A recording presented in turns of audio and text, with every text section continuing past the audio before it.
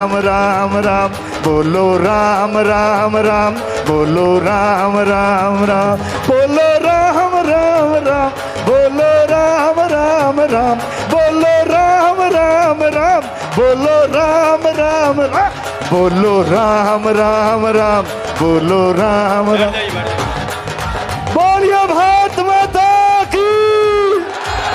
भारत माता धन्यवाद, की। Thank you. भारत माता की। आज कुरुक्षेत्र लोकसभा की महाविजय संकल्प रैली में उत्तर प्रदेश के मुख्यमंत्री महाराज योगी आदित्यनाथ जी हमारे बीच में पहुंचे हैं।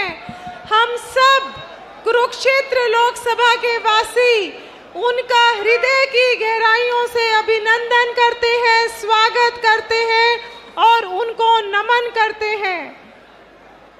और मैं इसी कड़ी में आगे बढ़ते हुए हमारे कुरुक्षेत्र लोकसभा के प्रत्याशी भाई नवीन जिंदल जी से, सुभाष सुधा जी से, करण देव कंबोज जी से, कृष्ण बेदी जी से, डॉक्टर पवन सैनी जी से, रवि बतान जी से, आप सब से प्रार्थना करूंगी कि उनको पुष्प गुच्छ देकर और कुरुक्षेत्र की पावन धरती जहां पर गीता का उपदेश हुआ, जहां पर भगवान कृष्ण ने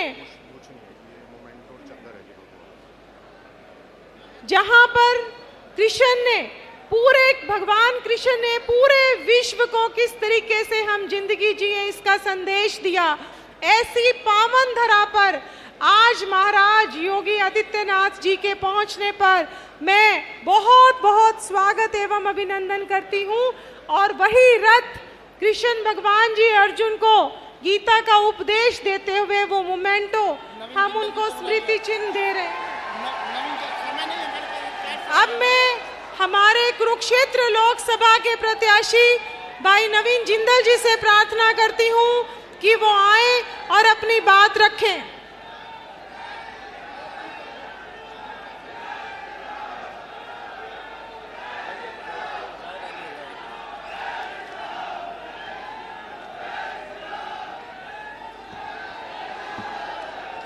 जय श्री राम।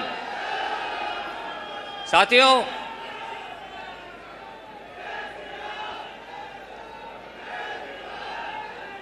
भाई एक बार एक आवाज में बोलेंगे हम।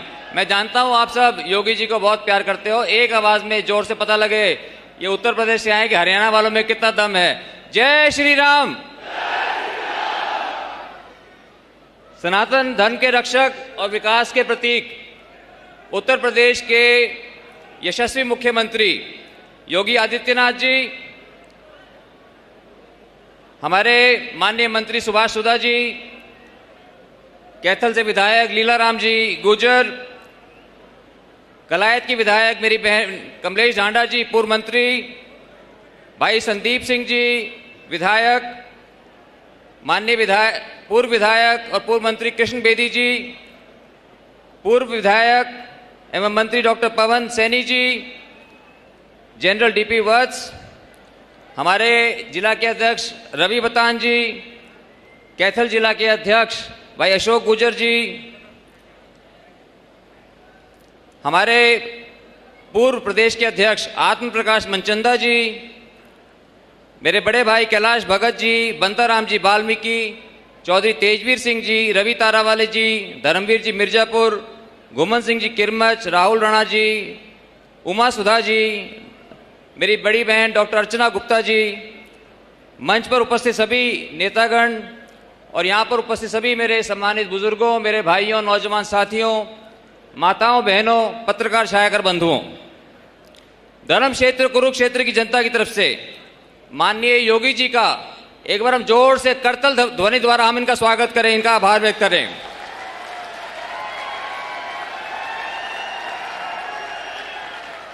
आज के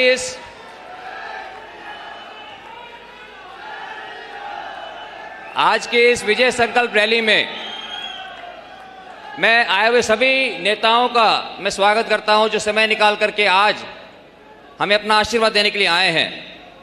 मैं बहुत ही आभारी हूं माननीय योगी आदित्यनाथ जी का, जिन्होंने मेरी प्रार्थना पर सहर्षि मेरी प्रार्थना स्वीकार करी और आज हमारे बीच हैं।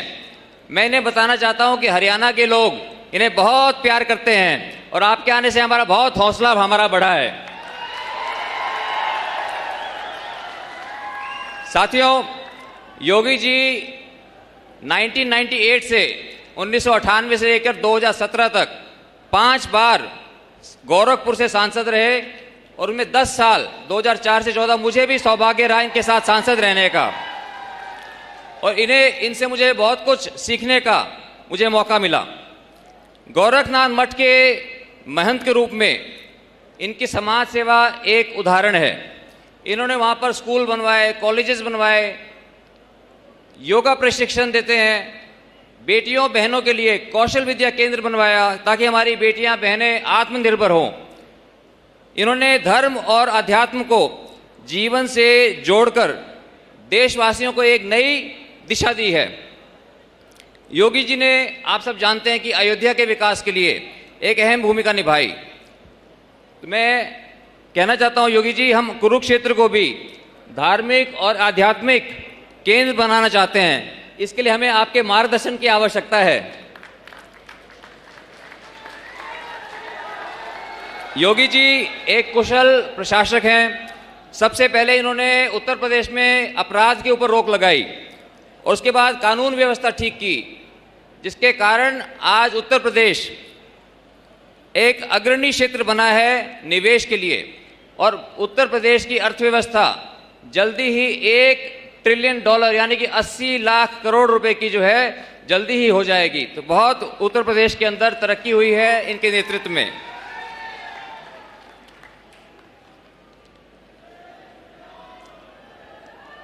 मेरा बड़ा सौभाग्य है जो मैं योगी जी को इतना जानता हूं और मैं इतना ही कहना चाहूँगा, योगी जी हमारा यहाँ पर नाता लोगों से 30 साल से नाता है और मुझे 10 साल यहाँ पर लोगों की सेवा का मुझे मौका मिला और उन 10 सालों के अंदर मैंने प्रयास किया कि घर घर के अंदर 70,000 शौचालय बनवाए, मेडिकल कैंप, आँखों के ऑपरेशन, हेल्थ कैंप, युवाओं के लिए खेलने का सामान, स्पोर्ट्स किटें, जितना कुछ हो सका मैंने अच्छा करने की कोशिश की।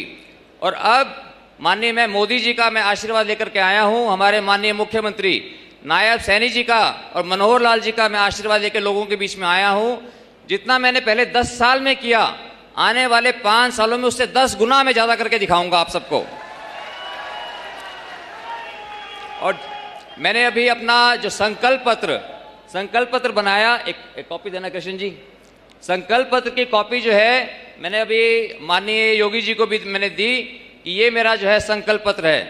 तो हमें आपका भी इसके अंदर हमें आशीर्वाद चाहिए ताकि संकल्प पत्र को पूरा कर जो माननीय मोदी जी पूरे देश को एक विकसित देश बनाना चाहते हैं 2047 तक। लेकिन मुझे पूरा विश्वास है कि हमारी भारतीय जनता पार्टी की इतनी मजबूत टीम है, हमारे लोग इतने मजबूत है और हरियाणा एक अग्रणी राज्य है, तो हरियाणा को तो हम 2035 तक ही इसको हम विकसित हम एक राज्य बना देंगे।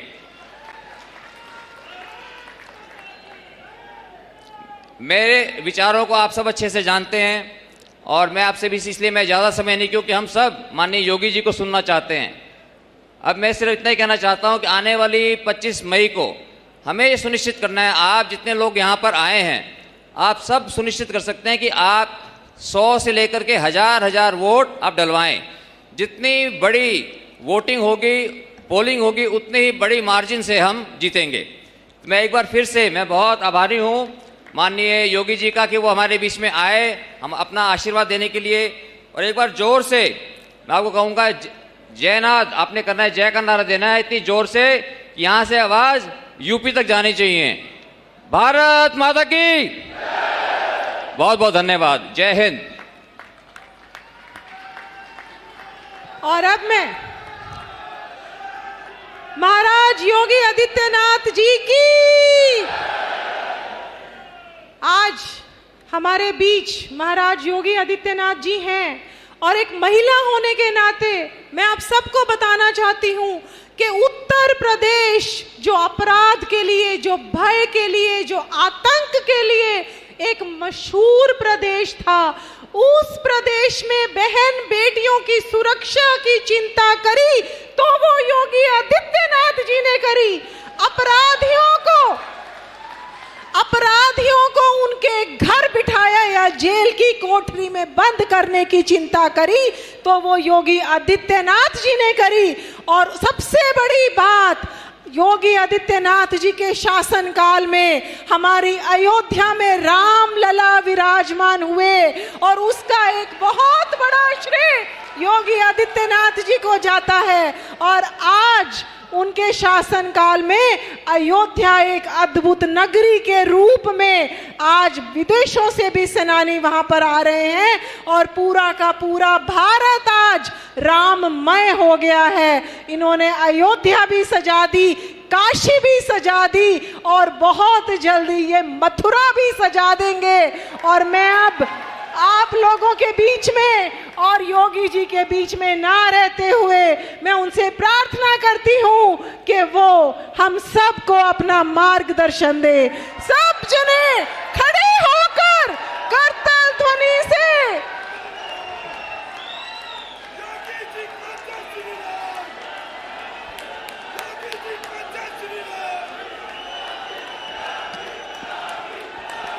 भारत माता की, भारत माता की, भारत माता की, वंदे वंदे वंदे। मंच पर उपस्थित भारतीय जनता पार्टी के कुरुक्षेत्र से सांसद पद के प्रत्याशी, पूर्व सांसद और अपने इनोवेशन के लिए, दृढ़ इच्छा शक्ति के लिए देश के अंदर जिन्होंने अपनी एक अलग पहचान बनाई है और संसद में हम दोनों कई बार साथ साथ सांसद के रूप में भी काम किए हैं, ऐसे श्री नवीन जिंदल जी, हरियाणा सरकार के मंत्री माननीय श्री सुभाष सुधा जी, माननीय विधायकगण श्रीमती कमलेश डांडा जी, श्री लीलाराम गुजर जी, श्री संदीप सिंह जी, श्री अशोक गुजर जी, जिलाध्यक्ष कैथल श्री अशोक गुजर जी, जिलाध्यक्ष कुरुक्षेत्र श्री रवि वतान जी, पूर्व मंत्री श्री कृष्ण वेदी जी, पूर्व विधायक श्री पवन सैनी जी, भारतीय जनता पार्टी के प्रदेश महामंत्री श्रीमती अर्चना गुप्ता जी, भारतीय जनता पार्टी के सभी पदाधिकारीगण, कुरुक्षेत्र संसदीय क्षेत्र से जुड़े हुए मेरे सभी उपस्थित बहनों और भाइयों, श्री कृष्ण शरणम मम देवकी परमानंदम कृष्णम वंदे जगत गुरुम। बहनों और भाइयों, इस पावन धरा की महिमा मैं कैसे गाऊं? आज से नहीं, विगत 5000 वर्षों से जिस धरा ने असत्य पर सत्य की, अन्याय पर न्याय की, अधर्म पर धर्म की जीत का संदेश दिया हो, उसी संदेश का अग्रिम सूचना देने के लिए मैं आज नवीन जिंदल जी के समर्थन में रैली करने के लिए कुरुक्षेत्र में आया हूं।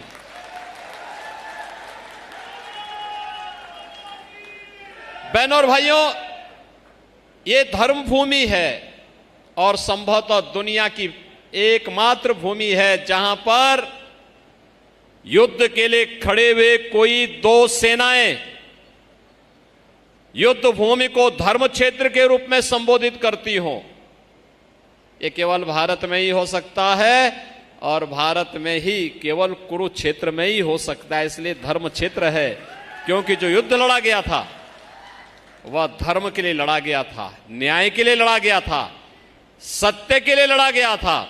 और 4 जून को भी जो परिणाम आने वाला है वह सत्य में वह जयते ही का संदेश देने के लिए आ रहा है।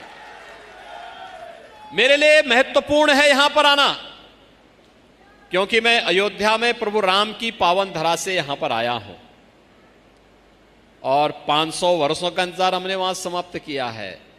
तो यहां से लीलाधारी भगवान श्री कृष्ण का जो उपदेश उन्होंने आज से 5000 वर्ष पहले इस भूमि पर दिया था, इस धरा पर दिया था, उनकी इस पावन धरा का संदेश लेकर के मैं मथुरा जा पाऊं और बोलूंगा कि काशी और अयोध्या की बारी पूरी हुई, अब मथुरा की बारी है। दोनों का इंतजार पहले समाप्त हो चुका, अब तो मथुरा की तरफ हम इंतजार प्रयास कर रहे हैं, उधर प्रस्थान कर रहे हैं और उसकी शुरुआत कुरुक्षेत्र से होगी। बहनों और भाइयों, आपने देखा होगा, मैं सबसे पहले तो आपको इस बात के लिए अभिनंदन करूंगा कि आप सब धन्य हैं कि इस पावन धर्म क्षेत्र में जन्म लेने और सेवा का एक अवसर आपको प्राप्त हुआ है। ब्रह्म सरोवर में कौन ऐसा भारतीय होगा जो आकर के यहां पर स्नान करके और पूर्णिमा के अवसर पर यहां के पुण्य से वंचित होना चाहेगा। हर भारतीय के विलासा होती है, अपने आप में एक धाम बन चुका है और इस धाम की महिमा को लेकर के आज मुझे यहां आने का अवसर प्राप्त हुआ और अपने पुराने सहयोगी, पुराने मित्र, संसद में हम लोग साथ साथ कुरुक्षेत्र के बारे में, भारत की सनातन परंपरा के बारे में, भारत की सुरक्षा के बारे में, भारत के स्वाभिमान के बारे में बात करते थे और नवीन जिंदल जी के लिए समर्थन करने के लिए मुझे यहां पे आपके बीच में आना पड़ा है। मैं इसके लिए आपका अभिनंदन करता हूं, स्वागत करता हूं। बहनों और भाइयों, 10 वर्ष में हमने एक बदलते हुए भारत को देखा है। बदलता हुआ भारत मोदी जी के नेतृत्व में, एक ऐसा भारत जिसका वैश्विक मंच पर सम्मान बढ़ा है। यह सम्मान केवल मोदी जी का नहीं है, 140 करोड़ भारतीयों का सम्मान है। सीमाएं सुरक्षित हुई हैं, अब कोई दुश्मन हमारी सीमाओं में घुसपैठ नहीं कर सकता। बहनों और भाइयों, आज देश के अंदर आतंकवाद और नक्सलवाद की समस्या का समाधान हुआ है। अब आतंकी विस्फोट कहीं भी नहीं हो सकते। पहले कौन ऐसा जिला था, कौन ऐसा प्रदेश था, कौन ऐसा क्षेत्र था जो सुरक्षित रहा हो? विस्फोट होते थे, निर्दोष लोग मारे जाते थे। सुबह की शुरुआत होती थी एक घोटाले से और सायंकाल होते होते हमें आतंकी किसी बड़ी वारदात की खबर हमारे सामने आती थी। हर व्यक्ति चिंतित रहता था, पता नहीं अब कौन इसकी चपेट में आ जाए। हम जब भी बात करते थे कि आतंकवाद का मुकाबला हो, तो तब सरकारें कहती थी कि आतंकवादी तो सीमा पार के हैं। और बहनों और भाइयों, यही परिवर्तन होता है। आज कितना परिवर्तन हुआ है। अब पटाखा भी जोर से फट जाए ना, तो पाकिस्तान पहले सफाई देता कि भाई मेरा हाथ नहीं है, क्योंकि उसे मालूम है ये नया भारत है, छेड़ता नहीं है। लेकिन अगर कोई छेड़ता है तो उसको छोड़ता भी। एयर स्ट्राइक और सर्जिकल स्ट्राइक के माध्यम से भारत ने अपनी ताकत का एहसास विश्व समुदाय को कराया है कि देखो, हम शांति और सौहार्द के पक्षधर हैं। लेकिन शांति केवल बोलने से नहीं आती है, वह तो अपनी ताकत से हासिल की जाती है। और भारत आज मोदी जी के नेतृत्व में इस शांति और सुखपूर्ण माहौल को 140 करोड़ भारतीयों को एहसास करा रहा है। ये नया भारत है, यहां विकास भी है, बड़े बड़े विकास के कार्य हैं। हाईवे बन रहे हैं, वर्ल्ड क्लास हाईवे, रेलवे के अच्छे कार्य हुए हैं, एक्सप्रेस हाईवे बन रहे हैं। और यही नहीं, सुंदरीकरण के कार्यक्रम किस रूप में आगे बढ़ रहे हैं, किसी से छुपा हुआ नहीं है। आईआईटी बन रहे हैं, आईआईएम बन रहे हैं, वर्ल्ड क्लास यूनिवर्सिटी बन रही है, एम्स बन रहे हैं, ट्रिपल आईटी, एनआईटी, ये सभी आज के नए भारत की पहचान बन रहे हैं। तो जीवन के लिए अगर ऑक्सीजन आवश्यक है, तो उसके बाद आवश्यक है शुद्ध पेयजल। हर घर नल और नल में जल, यह मोदी जी पूरे देश के भारतवासियों को पिलाने का काम कर रहे हैं, उपलब्ध करवाने का काम करने जा रहे हैं। बहनों और भाइयों, याद करिए, पहले की सरकारों में गरीब भूख से मरता था, आज 80 करोड़ लोग फ्री में राशन की सुविधा का लाभ प्राप्त कर रहे हैं। पहले गरीब दम तोड़ता था, कहीं पर नवीन जिंदल जैसे कोई सांसद बन जाए तो वे अपने पास से सपोर्ट करते थे, तब तो उपचार हो पाता था, अन्यथा सरकारें लाचार होती थी। आज 60 करोड़ लोगों को 5 लाख रुपए प्रतिवर्ष स्वास्थ्य बीमा का कवर दिया है मोदी जी ने, और मोदी जी ने कहा है तीसरी बार सरकार बनेगी 70 वर्ष से ऊपर के हर एक बुजुर्ग को प्रतिवर्ष 5 लाख रुपए की स्वास्थ्य बीमा का उपचार की सुविधा उपलब्ध करवाएंगे।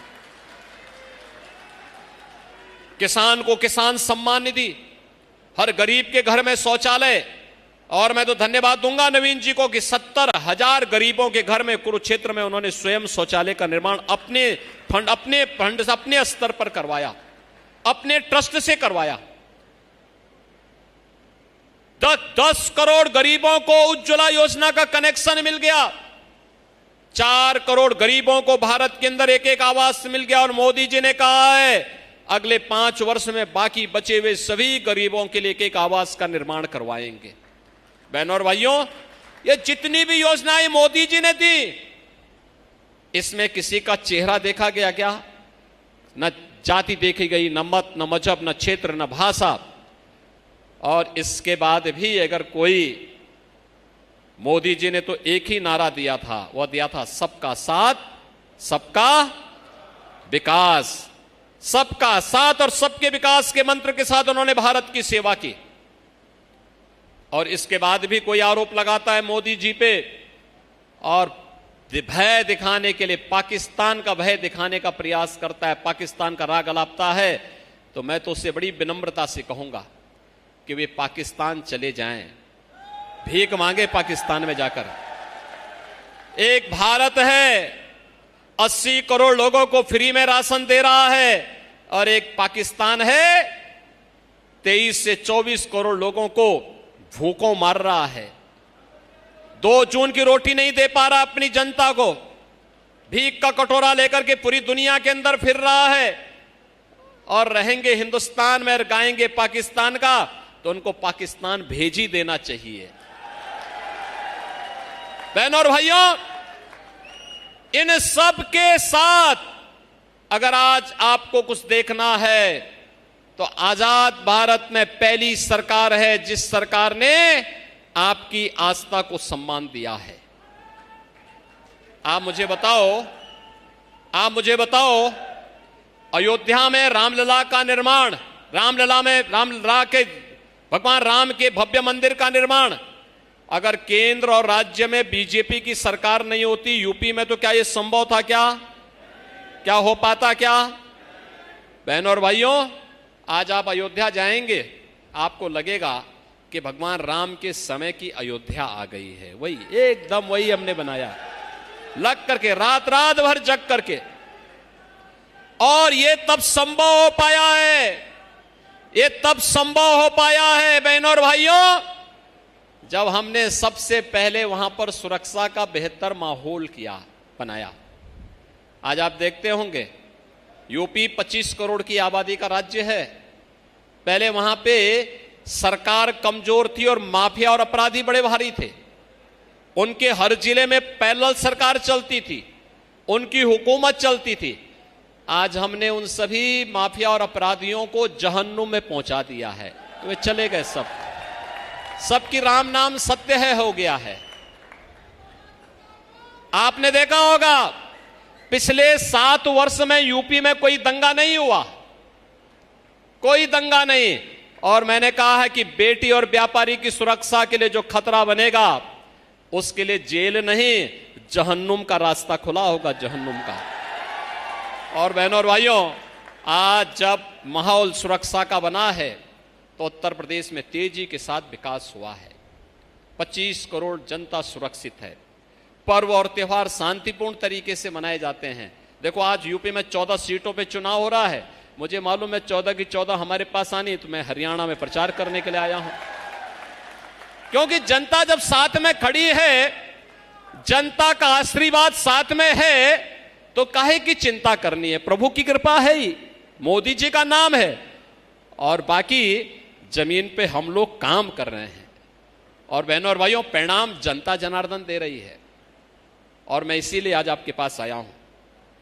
ये जो बेहतरीन वातावरण वहां पे बना है, इसीलिए अपने मित्र नवीन जिंदल के लिए मैं आज आया हूं विशेष रूप से, क्योंकि संसद में मैंने उनके कार्य को देखा है, उनकी कार्य पद्धति को मैंने देखा है। बहनों और भाइयों, भारतीय जनता पार्टी जनसंघ के समय से नारा लगाती रही है, एक देश में एक प्रधान, एक निशान और एक विधान चलेगा। मैं ब्रह्म सरोवर में देख रहा था, हमारा तिरंगा लहरा रहा है, लेकिन ये तिरंगा आप अपनी जेब में भी शान से लगा सके और अपने घर के ऊपर भी लगा सके, इसकी लड़ाई सुप्रीम कोर्ट तक यही नवीन जिंदल लड़े थे।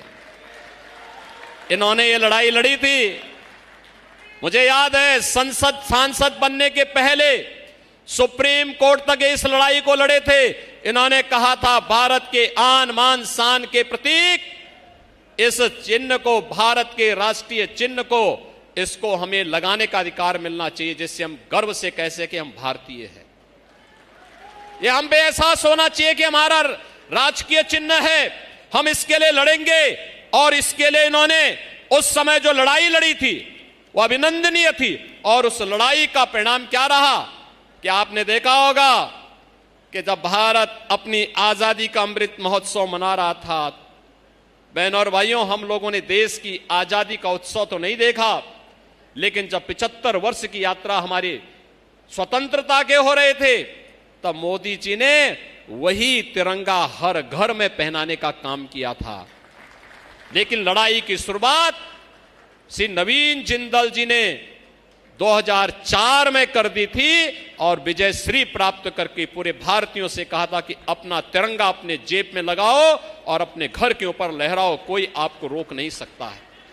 बहनों और भाइयों, ये सभी कार्य जहां पर इन लड़ाइयों को लड़ने की बात होती है, वही अन्नदाता किसानों के लिए खाद्य सुरक्षा की गारंटी हो, एमएसपी किसान को मिले, इन सभी मुद्दों को लेकर के अपना प्राइवेट मेंबर बिल भी संसद में प्रस्तुत करने वाले पहले सांसद थे।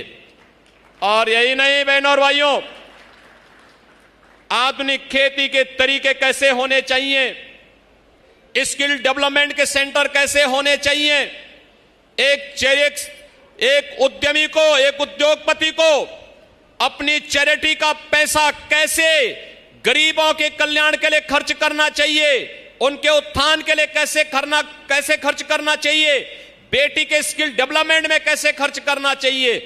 लाखों लोगों को जीवन दान उन्होंने दिया है, लाखों लोगों की आंखों की रोशनी रोशनी उन्होंने दी है। यह कार्य वे तब किए हैं जब यहां पे या तो सांसद थे या सांसद नहीं थे, तब भी लगातार रहे हो न रहे हो कोई फर्क नहीं, कुरुक्षेत्र अपना है और अपना घर मान करके, अपने लोगों को मान करके उन्होंने भी, जैसे मोदी जी ने पूरे 140 करोड़ लोगों की सेवा की, वैसे ही पूरे कुरुक्षेत्र की सेवा के लिए निरंतर यह परिवार आज से नहीं कई पीढ़ियों से लगा हुआ है। और मुझे याद है जब अयोध्या में राम लला के भव्य मंदिर के उद्घाटन का कार्यक्रम चल रहा था, उस दौरान हम लोगों ने सभी दलों को आमंत्रण दिया, सबको मिला था कि भाई आप भी आइए, आप भी आइए, आप भी आइए। तमाम दलों ने बहिष्कार किया, लेकिन मैं नवीन जी को धन्यवाद दूंगा कि उन्होंने कहा नहीं मैं जाऊंगा, रामलला का मंदिर है, मैं जाऊंगा, क्योंकि मैं किसी पार्टी में बाद में हूं, पहले मैं सनातनी हिंदू हूं और अपने सनातन धर्म के लिए जो भी करना पड़े मैं करूंगा। और बहनों और भाइयों, वे अयोध्या गए, अयोध्या में उन्होंने दर्शन किया, रामलला की मूर्ति प्राण प्रतिष्ठा कार्यक्रम में शामिल हुए और इस पूरे कार्यक्रम को आगे बढ़ाने में अपना पूरा योगदान दिया। काशी को सजाने के लिए, बाबा विश्वनाथ के धाम को सजाने के लिए भी यह परिवार वहां के सुंदरीकरण में योगदान दे रहा है, वहां के घाटों के सुंदरीकरण के नाम पर।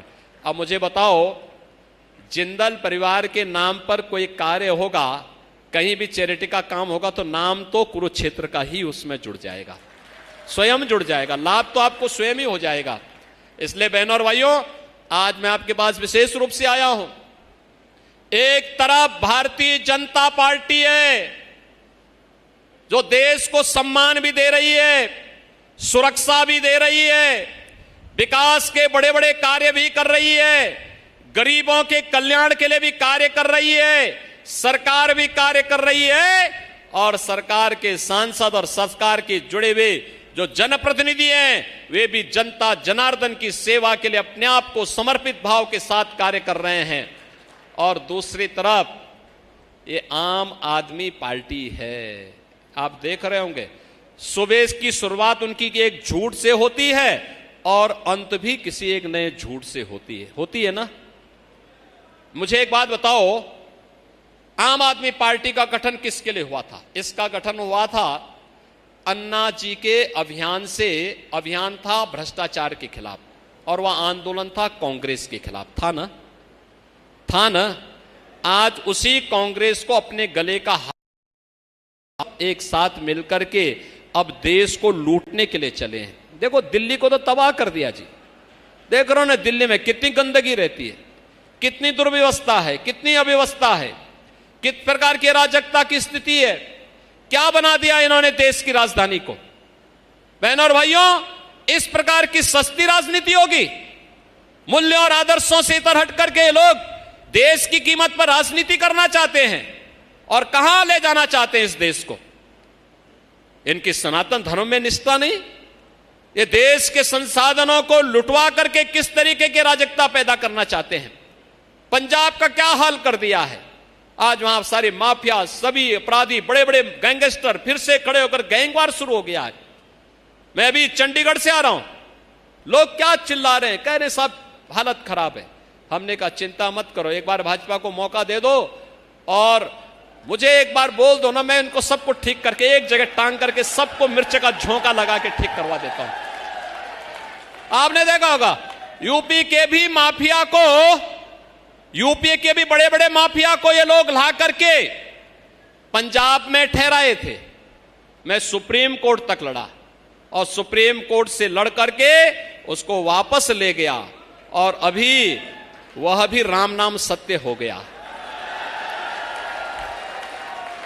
बहनों और भाइयों, मैं केवल आपसे एक बात कहने के लिए आया हूं, सम्मान भी भाजपा देगी, सुरक्षा भी भाजपा देगी, विकास भी भाजपा कराएगी, और साथ साथ ब्रह्म सरोवर जैसे स्थलों को एक भव्य और दिव्य रूप दे करके, उसको आधुनिक स्वरूप दे करके, जन आस्था का सम्मान करते हुए उसको एक नई ऊंचाई तक पहुंचाने का काम भी भारतीय जनता पार्टी के नेतृत्व में ही संभव है। आज मोदी जी के नेतृत्व में पूरे देश के अंदर एक काम चल रहा है। आप देख रहे होंगे काशी में काशी विश्वनाथ धाम, आप महाकाल में जाएंगे, महाकाल का महालोक, आप केदारनाथ में जाएंगे, केदारपुरी और बद्रीनाथ धाम का पुनर्निर्माण का कार्य, आप हरिद्वार में जाएंगे, हरिद्वार के लिए, उत्तर प्रदेश में अयोध्या धाम के बारे में मैं पहले ही आपसे कह चुका था। ऐसे ही कुरुक्षेत्र में ब्रह्म सरोवर जो 5000 वर्षों की विरासत को लेकर के हमारे साथ खड़ा है, इस विरासत को संरक्षित करके इसको दिव्य और भव्य रूप देने के लिए यहां पर उस प्रकार के विजन का सांसद होना आवश्यक है। और इसके लिए हम लोग आए हैं आपसे अपील करने के लिए, हम लोग इसमें पूरा सपोर्ट करेंगे। ये तो भारत की सबसे दिव्य ज्ञान की भूमि है। गीता का उपदेश भगवान श्री कृष्ण ने इसी धरती पे तो दिया था, यहीं से तो दिया था, और इसी धरती पर हम लोगों को इसको फिर वही स्वरूप देना है। यहां गूंजे गीता का उपदेश, गूंजे कर्म का उपदेश, गूंजे कर्मण्येवाधिकारस्ते मा फलेषु कदाचन का संदेश फिर जन जन तक पहुंचे। हम फिर से भारत को आत्मनिर्भर और विकसित भारत के सामने आगे बढ़ा सकें, इसके लिए चुनाव हमारे लिए है। लेकिन बहनों और भाइयों, इंडी गठबंधन के लिए चुनाव सत्ता प्राप्त का एक माध्यम है। और सत्ता प्राप्त किसके लिए, इनकी सत्ता प्राप्ति किसके लिए है, मुझे बोलने में कोई संकोच नहीं। बहनों और भाइयों, ये इंडी गठबंधन से जुड़े हुए जितने भी घटक हैं, इन सब के कारनामों को आप जानते हैं।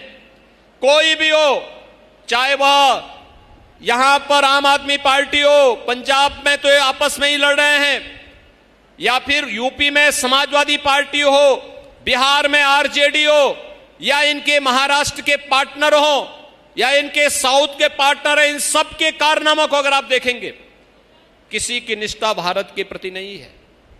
कोई भारत के बारे में नहीं सोचता है, 140 करोड़ भारतीयों के बारे में नहीं सोचता है। ये केवल आपस में लड़ाओ, फूट डालो, राज करो की नीति पे विश्वास करते हैं। इनके द्वारा अपने मैनिफेस्टो में जो बातें इन्होंने लिखी हैं, अगर आप उनको पढ़ेंगे, एक बात जो इन्होंने लिखी है, और श्री राहुल गांधी भी कहते हैं कि अगर कांग्रेस सरकार में आई, एक झटके में हम गरीबी हटा देंगे। तो एक पत्रकार ने पूछा कैसे हटाएंगे झटके में, तो कहा हटा देंगे।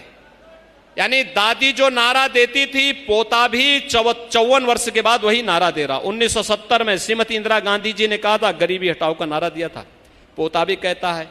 फिर उससे पूछा गया नहीं बताओ, तो उन्होंने कहा कि हम संपत्ति का सर्वे करवाएंगे और फिर उस पर एक वरासत टैक्स लगा देंगे। वरासत टैक्स आपने सेम पित्रोदा का बयान पढ़ा ही होगा कि आपके बाप दादों की, आपके ग्रैंडफादर की, आपकी फादर की जो लैंड होगी, जो प्रॉपर्टी है, चल अचल संपत्ति होगी, उसमें से आधा ये कब्जा करके और फिर उस प्रॉपर्टी को किसको दे देंगे?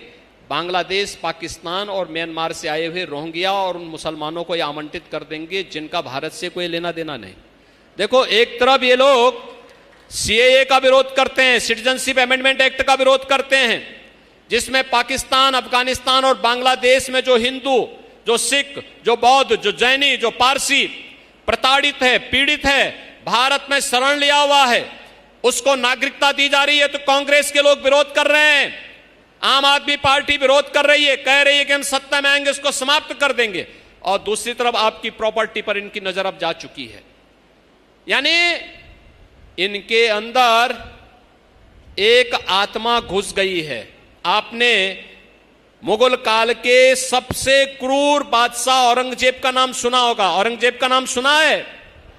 कोई मुसलमान भी अपने पुत्र का नाम औरंगजेब नहीं रखता, क्योंकि औरंगजेब ने सबसे पहले अपने भाई की हत्या की और फिर अपने बाप को जेल के अंदर डाल करके पानी के लिए तरसाया था। एक बूंद पानी के लिए नहीं, एक उसको मटकी में पानी मिलता था, छोटी सी मटकी पे पानी मिलता था सांझा को, और उसको 24 घंटे उसी मटकी के पानी से काम चलाना होता था।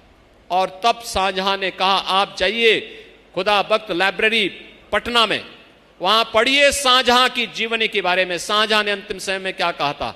कहा था औरंगजेब को कोसा था, कहा था कि तुझसे कमबख्त, तुझसे तो अच्छा ये हिंदू है कि जीते जी अपने पूर्वजों को सम्मान देता है और मरने के बाद श्राद्ध क्रम करके तर्पण देने का काम भी करता है। और बहनों और भाइयों, इसलिए कोई मुसलमान भी अपने पुत्र का नाम औरंगजेब नहीं रखता। लेकिन मैं कह सकता हूं ये वरासत टैक्स कांग्रेस का, ये औरंगजेब का जजिया कर है, जजिया कर।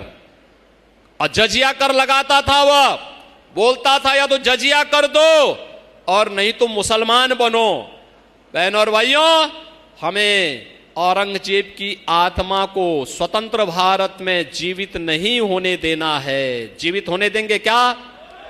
क्या औरंगजेब को जीवित होने देंगे क्या? तो फिर कांग्रेस और आम आदमी पार्टी के गठबंधन को परास्त करिए। सहमत हैं? सहमत हैं? सहमत हैं? और इसके लिए मैं आपके पास कुरुक्षेत्र में आया हूं। ये तो धर्म भूमि है, धर्म भूमि में अनर्थ नहीं होना चाहिए। सहमत है ना? चुनाव के दिन आप लोग सभी लोग सहमत हैं कि नवीन जिंदल जी यहां चुनाव जीत करके जाएं? सभी लोग सहमत हैं। लेकिन बहनों और भाइयों, इसके लिए आपको 2 काम करने होंगे। करेंगे? एक, चुनाव के लिए प्रतिदिन अभी जो भी समय है 5 दिन का समय होगा, उस पूरे दिन का उपयोग करके प्रतिदिन 5 परिवार के साथ संपर्क करना। चुनाव के दौरान ये अपेक्षा करना कि प्रत्याशी घर घर जाए बहुत कठिन है, बहुत कठिन है, बहुत कठिन है, नहीं हो सकता। बहुत बड़ा क्षेत्र होता संसदीय क्षेत्र, और इसके लिए आपको स्वयं नवीन जिंदल बनना पड़ेगा, स्वयं बनना पड़ेगा, मोदी जी का प्रतिनिधि बनना पड़ेगा, घर घर जाना होगा, कमल खिलाने के लिए जनता का आह्वान करना होगा, आत्मनिर्भर और विकसित भारत के लिए जनता जनार्दन का आशीर्वाद मांगना होगा, और जनता से कहिए कि सम्मान और सुरक्षा के लिए, आने वाली पीढ़ी के उज्जवल भविष्य के लिए हमें कमल खिलाना है, नवीन जिंदल जी को चुनाव जिता के भेजना है। अगर आप 25 परिवारों के साथ, एक एक व्यक्ति 25 परिवारों के साथ संपर्क करके उन्हें सहमत करे और फिर भारतीय जनता पार्टी को चुनाव के दिन उन 25 परिवारों को कमल खिलाने के लिए, कमल के निशान पर वोट देने के लिए प्रेरित करके मतदान केंद्र पे ले जाएंगे, तो बहनों और भाइयों, देश के प्रति आपकी एक बहुत बड़ी सेवा होगी। मोदी जी ने पूरा जीवन देश के लिए समर्पित कर दिया, पूरा जीवन देश के लिए समर्पित कर दिया। क्या हम 5 दिन 10 दिन देश के लिए नहीं दे सकते? क्योंकि यह चुनाव तो देश की तस्वीर और तकदीर को बनाने वाला चुनाव है। हमारा एजेंडा आत्मनिर्भर और विकसित भारत का है। भारत की आस्था को भी सम्मान देंगे, भारत का विकास भी करेंगे और गरीब कल्याणकारी कार्यक्रमों को भी आगे बढ़ाएंगे, बिना भेदभाव के भारत को आगे बढ़ाएंगे। यह कार्य कर पाएंगे आप? करेंगे? दोनों आत्मा के मुझे आश्वस्त दो। तैयार हैं? सभी लोग सहमत हैं? तो फिर मेरे साथ बोलेंगे, भारत माता की, भारत माता की, भारत माता की जय श्री राम, जय जय श्री राम। योगी जी को, योगी जी को, योगी जी को, योगी जी को, योगी जी को बहुत बहुत धन्यवाद महाराज योगी आदित्यनाथ जी का, आज कुरुक्षेत्र की पावन धरा पर पहुंचने का, भाई नवीन जिंदल के समर्थन में। आज उन्होंने जिस तरीके से आप सबका समर्थन मांगा, उसके लिए हम हृदय की गहराइयों से